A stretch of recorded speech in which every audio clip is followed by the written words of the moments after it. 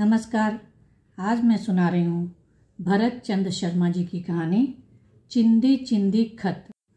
लड़का उस दिन पहली बार इस गली से निकला था। राह में खिड़की अन्य खिड़कियों की तरह नहीं थी, बल्कि उस खिड़की में एक लड़की बैठी थी।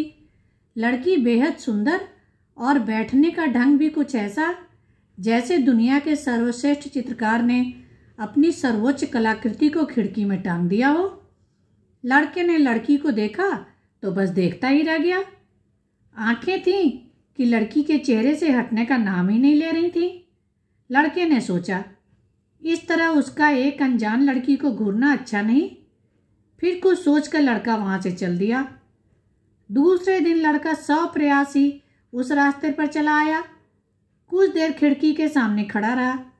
उसकी प्रसन्नता का पारावार नहीं रहा जब उसने देखा कि लड़की खिड़की पर बैठी हुई है और उसे देखकर क्षणांश ही सही मुस्कुरा दी थी। लड़के को लगा भाषा और शब्द बौने हो सकते हैं, मौन हो सकते हैं, पर भाव मुखर होते हैं। लड़का प्रसन्नता से अभिभूत होकर वहां से चला गया। पर रात भर उसे लगा कि स्वप्न कैसे घुंघरू बांधकर नाचते हैं और सत्य भी कितना सार्थक होता है। लड़के ने सोचा, वह उस लड़की से प्रेम करता है और प्रेम को प्रकट करना कोई दोष नहीं। अगले दिन जब वह लड़का उस गली से निकला तो एक खत खिड़की में फेंक दिया। लड़के ने सोचा कहीं वह लड़की नाराज न हो जाए, पर फिर उसे आभास हो गया कि लड़की यह खत पाकर प्रसन्न ही हुई है। लड़का चला गया। तब लड़की ने खत खोलकर पढ़ा, प्रिय, बहुत सोचकर तुमसे यह प्रणय निवेदन कर रहा हूँ। मैं मानता हूँ कि प्रेम करना कोई अपराध नहीं है। प्रेम कब और क्यों हो जाता है, दुनिया के किसी ग्रंथ में इस प्रश्न का उत्तर नहीं है। मैंने भी तुम्हें देखा तो मन करने लगा कि बस देखता ही रहूं। आशा है मेरे इस प्रेम को अन्यथा नहीं लेंगी, क्योंकि मैं प्रेम की उदात्त भावना में जीना चाहता हूं। तुम्हारा। लड़की ने पत्र को 2-3 बार पढ़ा और पढ़कर अपनी डायरी में इस तरह सहेज कर रख दिया जैसे कोई छोटा बच्चा मोर पंखी को अपनी किताब के चहेते पृष्ठों के बीच में रखता है। लड़के के आने का क्रम जारी रहा। कभी उसे भ्रम होता कि शायद उसे अपने पत्र का प्रत्युत्तर मिलेगा, पर फिर देखता कि वैसा कुछ नहीं है। यह तो कभी लड़की द्वारा खिड़की के पास उगाए फूलों का चुनना और मनी प्लांट की बेल को तरतीब से सहेजना भर था। हार थक कर जब उसे प्रत्युत्तर न मिला तो उसने दूसरा खत उस लड़की को लिख दिया। उसे संकोच था कि लड़की कहीं उसके पत्र को चिंदी चिंदी फाड़कर हवा में न उड़ा दे, पर लड़के के आश्चर्य की सीमा न रही जब उसने देखा कि वैसा कुछ नहीं हुआ। लड़की ने खत सहेजा और लड़का अपनी राह चल दिया। खत में लिखा था, तुमने मेरे खत का कोई उत्तर नहीं दिया। यदि मैं मानूं कि स्त्रियां अपनी भावनाओं को कोमलता से प्रकट करती हैं, तो मुझे लगता है कि तुम मुझसे प्रेम करती हो, और यदि प्रेम करती हो तो इसकी स्वीकारोक्ति में क्या बुराई है। हो सकता है मेरा बार बार वहां आना तुम्हें अच्छा न लगे। तुम शायद यह भी मानती हो कि प्रेम देह के धरातल से बहुत ऊपर होता है, पर क्या तुम इस बात को स्वीकार नहीं करोगी कि फूल को देखकर गंध हवाओं में तैरती रहती है और झरनों को देखकर कल कल कानों में गूंजती है। यदि फूल और झरने देखे ही ना हो तो यह भावबोध आ ही कैसे सकता है। मेरे विचार से प्रेम देह के धरातल से बहुत ऊंचा है, पर देह के किसी न किसी कोण में प्रेम परावर्तित तो होता है। इसलिए तुम्हें देखने की चाहत मेरे कदमों को यहाँ ले आती है। कितना ही अच्छा होता यदि मुझे यह सुनने को मिलता कि तुम भी मुझसे प्रेम करती हो। लड़की ने खत को पढ़कर पहले वाली मोरपंखी के साथ रख दिया। लड़का प्रतिदिन की भांति वहां आया, ठिठका और कुछ देर के लिए रुककर खड़ा हो गया, पर उसे कोई प्रत्युत्तर न मिला। मौसम थे कि क्रमवार चल रहे थे। लड़का था कि नियमित दिनचर्या में लड़की को खत लिखे जा रहा था। इसी क्रम में एक दिन लड़का जब उस गली से निकल रहा था तो मूसलाधार बरसात शुरू हो गई। भीगते हुए लड़का खिड़की के सामने वाले छज्जे के नीचे खड़ा हो गया। लड़की खिड़की में बैठी मौसम की इस पहली बरसात से इस तरह भाव विभोर हो रही थी कि कभी आसमान में छिटके बादलों को देखती कभी अपनी हथेली बाहर निकालकर बरसात की बूंदों से अंजुली भरने की कोशिश करती।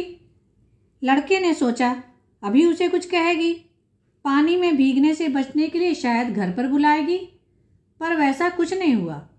बूंदों का आवेग धीरे धीरे कम हुआ।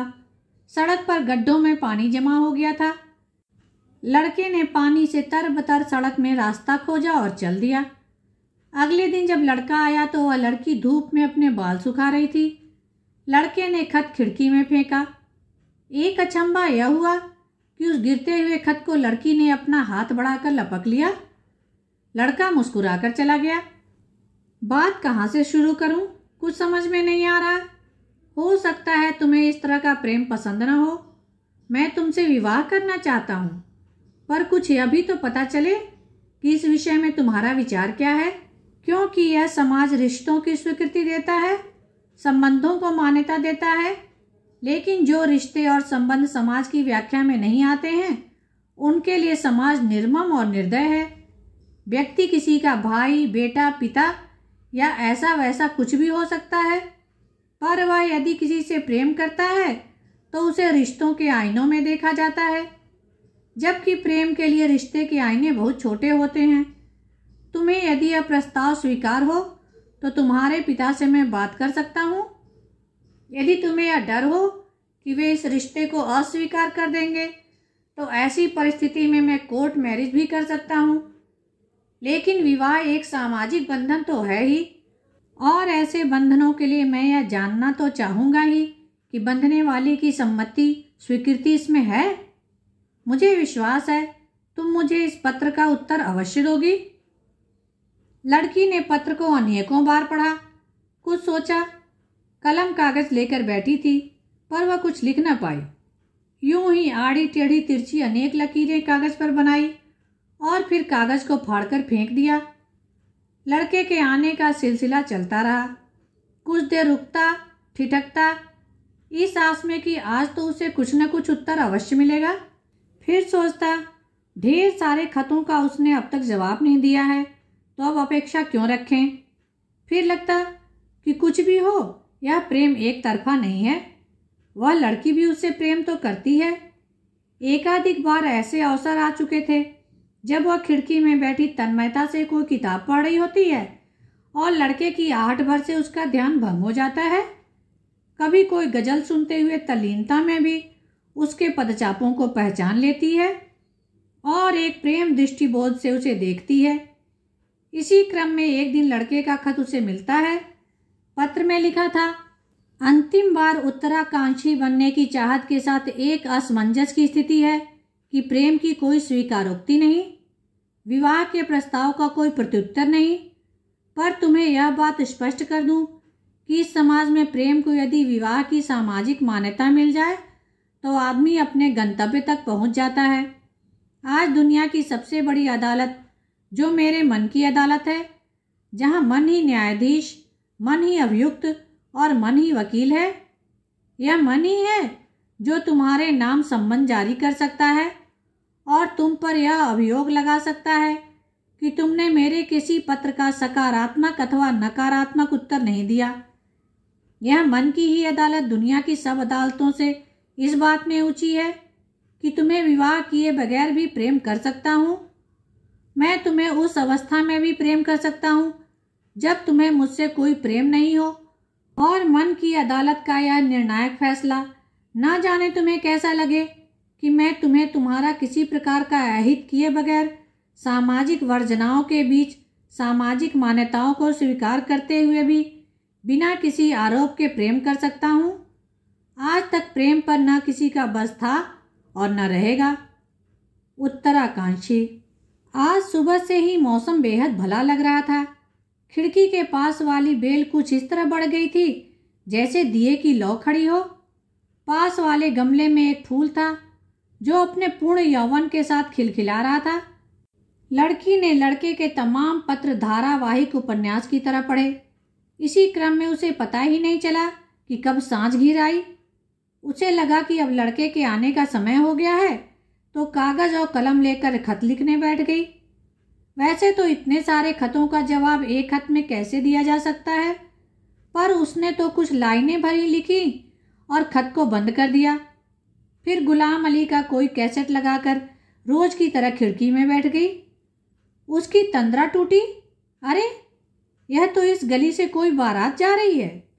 फिर जब बैंड बाजे बजते हुए गली के करीब आते हैं तो दूल्हे को देखकर एक साथ अनेक भाव लड़की के चेहरे पर तैर जाते हैं। यह तो वही लड़का था जिसके खत वह न जाने कब से पढ़ती आ रही है। लड़के ने घोड़ी पर बैठे ही बैठे खिड़की की ओर देखा और फिर धीरे धीरे आगे बढ़ गया। लड़की ने जो खत लिखा था उसे चिंदी चिंदी कर फेंक दिया। खत में लड़की ने आलोक धनवा की चर्चित कविता भीगी हुई लड़कियों के कुछ अंश उद्धृत किए थे।